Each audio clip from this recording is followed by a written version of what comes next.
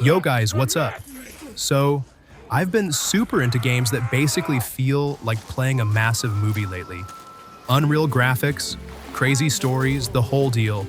And if you have any chance, miss this gorgeous games, these are my absolute favorite cinematic action adventure games you seriously need to check out right now. You don't know what's in here. I can feel their fear. You've been here before, a night forest, a haunt. You talk too much. Okay, let's talk about A Plague Tale Requiem. Dude, if you want a game that rips your heart out like a crazy historical movie, you gotta play this. You play as Amisha, just trying to keep her little brother Hugo safe in medieval France. Yes. The story? Absolutely insane. Plus, the graphics are totally unreal, especially when you're sneaking past these massive, terrifying rat swarms that literally swallow up whole towns. It's way more linear than most big open world stuff right now, and honestly, that's exactly why it works. There's no useless filler or boring side quest to kill the vibe. I got it. You just get this crazy, intense, tightly paced survival story. And I'm not kidding, the voice acting is probably some of the best I've ever heard. It literally feels like you're playing through an award-winning drama. Seriously, don't sleep on it. Traitor! You did this to yourself! So this is his army?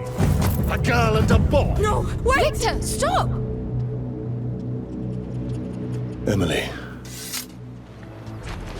そこに大佐たちが信頼するスフール総督って So, about the Final Fantasy VII Remake series. Look, even if you totally skipped the original PS1 game back in the day, you really need to give these a shot. They basically took an old-school RPG and morphed it into this ridiculously massive CGI blockbuster. The combat?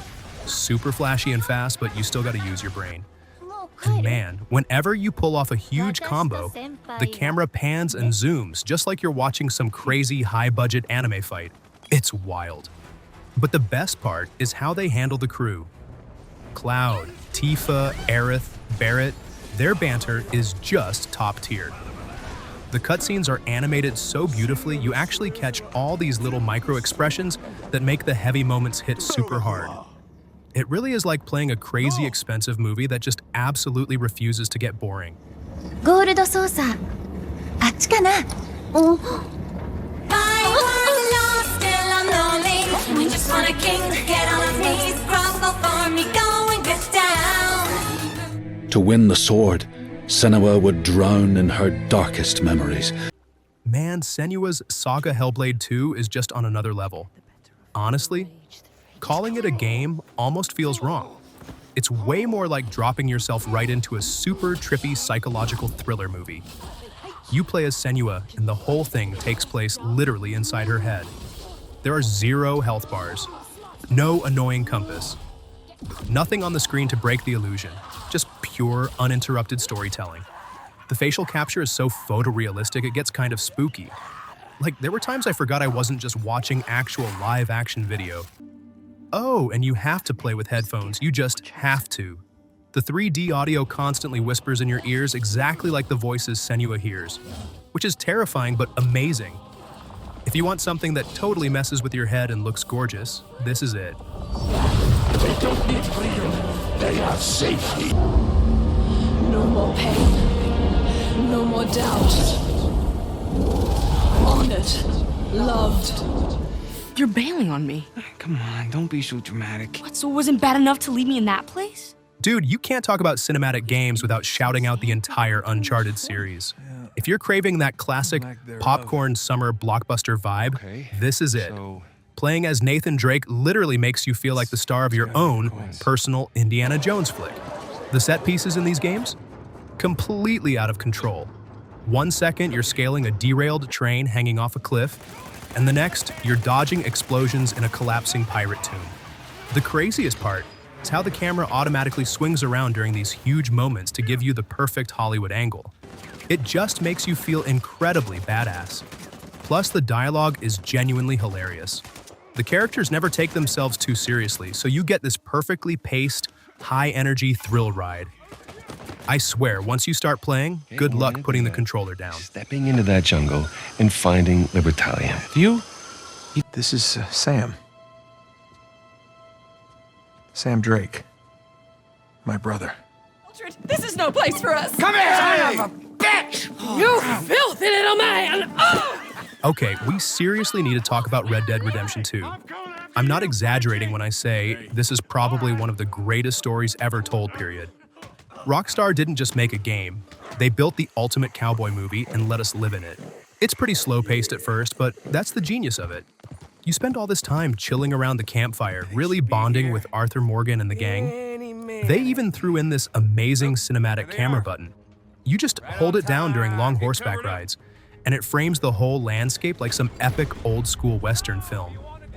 Because everything flows so smoothly into the big story missions, you actually start caring about these people. When things eventually go south for the gang, it wrecks you. It is just an absolute masterpiece, man. Man, of course I'm fine. It's nothing. Nothing at all. Thank you, I think. Help me. Please, help me. Have you guys played Alan Wake 2 yet? Because bro, this game is beautifully unhinged. Remedy basically crafted this dark, crazy psychological thriller that literally mashes up high-end video game graphics with actual live-action footage.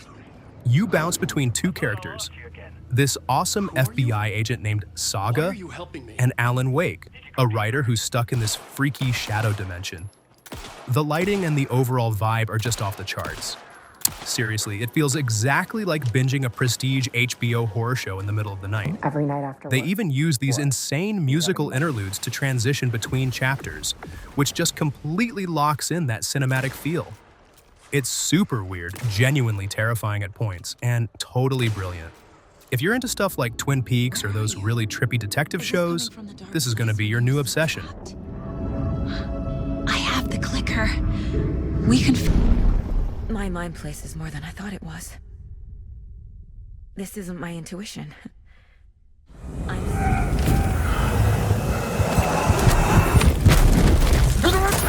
I know people always joke that Death Stranding is just an Amazon delivery simulator or whatever, but hear me out on this one. Hideo Kojima directed these games, and the guy is basically a frustrated movie director. The cinematography during the cutscenes? Nobody else in the industry is doing it like this. You've got a crazy cast of actual Hollywood actors like Norman Reedus, delivering absolutely insane performances.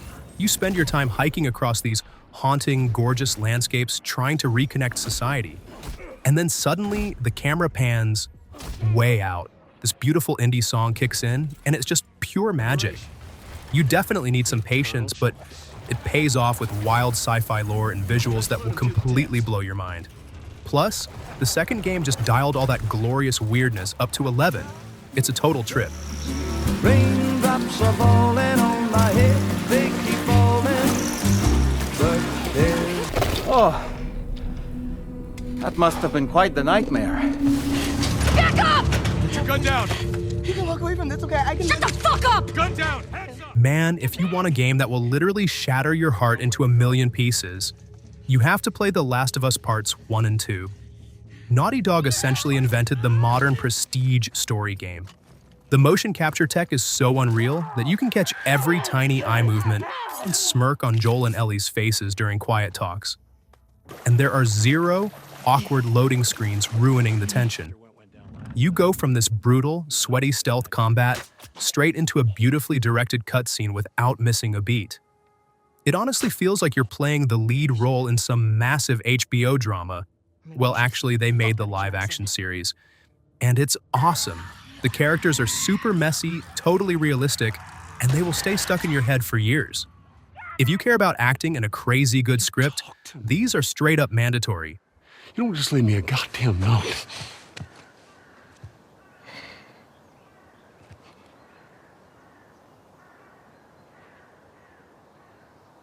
Daughter. I have no idea what's happening. You know, I finally thought of something. Let's be real, the recent God of War games pulled off one of the biggest flexes I've ever seen in gaming. Listen to this. From the second you hit start on the main menu until the very last credits roll, the camera never cuts. Not even once, dude. It is one massive single-shot movie that stays right behind Kratos the whole time. Because of that, you get sucked in completely. You feel the weight of every single axe throw, and those quiet, emotional moments with his son Atreus hit so incredibly hard. They turned Kratos from this yelling action hero into a deeply layered, beautifully written character.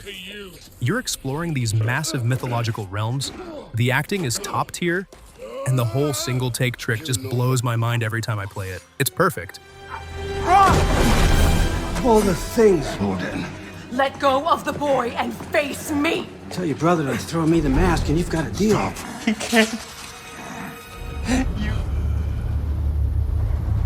May your death benefit all beings. Okay, wrapping this up.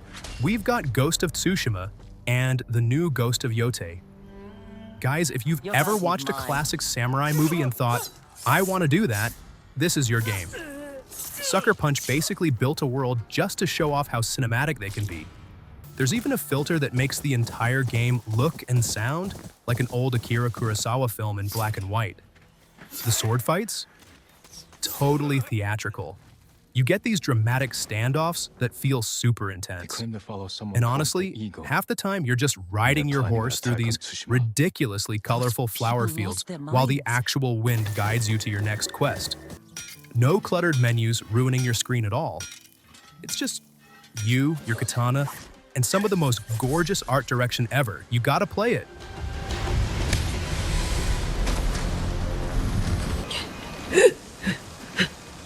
One day, you will face the judgment of your ancestors. One day.